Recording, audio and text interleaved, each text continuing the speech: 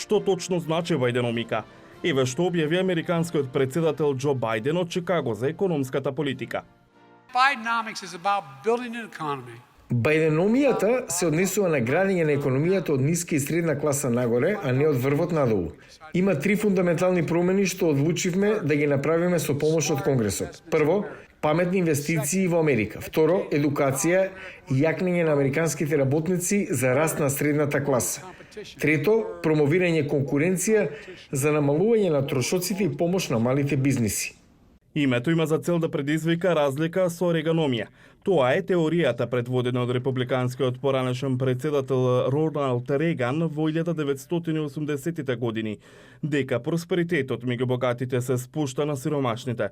Наместо тоа, Бајденомиката започнува поприфатливо ништо што Бајден го промовираше при најавата на инвестиција од повеќе од 40 милиарди долари за брз интернет во руралните области.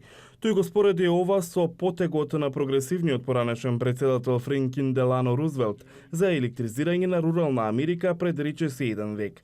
Републиканците најмногу го критикуваат планот за како што велат прекумерните даноци, регулативата и трошењето, со што според нив расте инфлацијата и националниот долг. Неколку часа пред Бајден да зборува, републиканците во Сенатот објавија дека ќе ја побиваат Бајденомиката.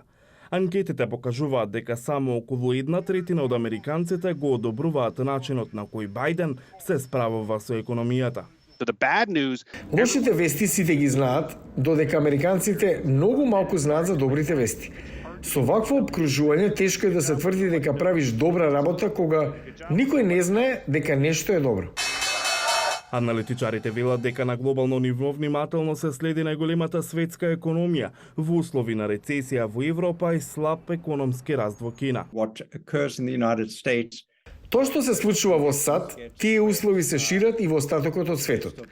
Знаете дека САД мора да продолжат да ги зголемуваат каматните стапки, а тоа може да предизвика вистински проблеми за пазарните економии во развој кои треба да го отплатат долгот во долари.